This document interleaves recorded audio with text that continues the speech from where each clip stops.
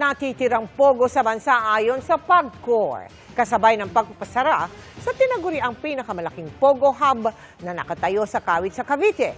Pero ang sabi ng PNP, hindi pa tapos ang laban. Nakatutok si June Veneracion.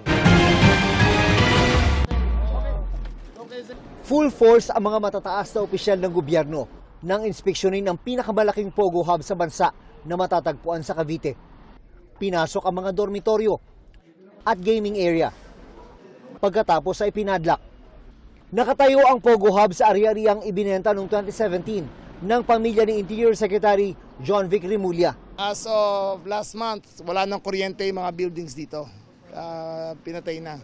So, makikita nyo naman, wala nang signs of habitation dito at wala nang signs of business. Sa umagang ito na isinara na po natin ito, wala na pong hub ang natitira dito sa atin sa buong bansa.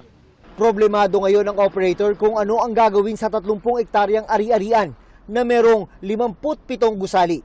Ang pagpapahinto sa mga pogo ay alinsunod sa utos si Pangulong Bongbong Marcos. Considering na di pa po namin tapos bayaran ng mga utang namin dito. So we're open to any suggestions, but now we just want to show everyone po na sarado na po ang island. Dahil sa pagpapasara sa Pogo Hub dito sa Island Cove sa Kawit, Cavite, 15,000 na mga empleyado, karamihan ay mga Pilipino, ang nawalan ng trabaho.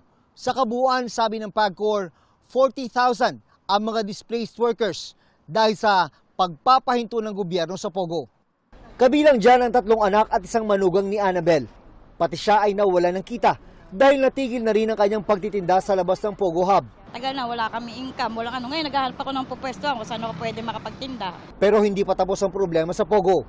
Merong report ang mga law enforcement agencies na may maliliit na Pogo na patagong nag-ooperate. After January 1, you will see ang powerful po ng gobyerno laban sa ganito. We may make sure matutupad po yung pangako ng presidente natin na wala pong Pogo by January 1. Para sa GMA Integrated News, June Veneracion, nakatutok 24 oras.